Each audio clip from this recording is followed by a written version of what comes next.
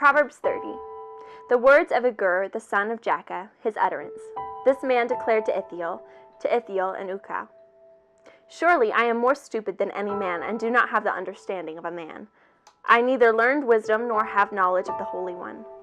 Who has ascended into heaven or descended? Who has gathered the wind in his fists?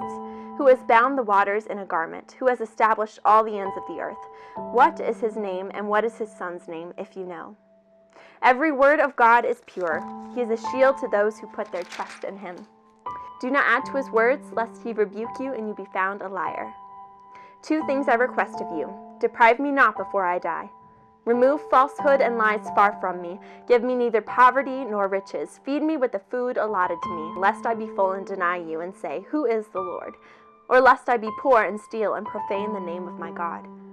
Do not malign a servant to his master, lest he curse you and you be found guilty. There is a generation that curses its father and does not bless its mother. There is a generation that is pure in its own eyes, and yet is not washed from its filthiness. There is a generation, oh, how lofty are their eyes, and their eyelids are lifted up. There is a generation whose teeth are like swords, and whose fangs are like knives, to devour the poor from off the earth, and the needy from among men. The leech has 2 daughters, give and give. There are 3 things that are never satisfied, 4 never say enough. The grave, the barren womb, the earth that is not satisfied with water, and the fire never says enough. The eye that mocks his father and scorns obedience to his mother. The ravens of the valley will pick it out, and the young eagles will eat it. There are 3 things which are too wonderful for me, yes, 4 which I do not understand. The way of an eagle in the air, the way of a serpent on a rock, the way of a ship in the midst of the sea, and the way of a man with a virgin. This is the way of an adulterous woman. She eats and wipes her mouth and says, I have done no wickedness. For 3 things the earth is perturbed, yes, for 4 it cannot bear up. For a servant when he reigns, a fool when he is filled with food, a hateful woman when she is married, and a maidservant who succeeds her mistress.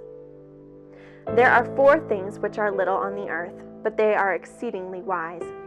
The ants are a people not strong, yet they prepare their food in the summer. The rock badgers are a feeble folk, yet they make their homes in the crags. The locusts have no king, yet they all advance in ranks. The spider skillfully grasps with its hands, and it is in kings' palaces. There are 3 things which are majestic in pace, yes, 4 which are stately in walk. A lion, which is mighty among beasts, and does not turn away from any. A greyhound, a male goat also, and a king whose troops are with him. If you have been foolish in exalting yourself, or if you have devised evil, put your hand on your mouth.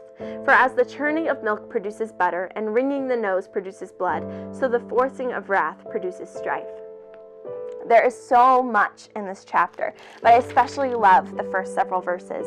When it says, I have neither learned wisdom nor have I knowledge of the Holy One. And it goes on to describe who among us have descended from heaven, who have gathered the winds and the waters, who of us know his name and his son's name. And it just speaks once again to the glory of God in creation and in our lives and in his sovereignty and in his glory, and how he is far more weighty than any of us can understand truly. And then it goes on to describe all of these things that the Lord has made and their intricacies, and how he made them.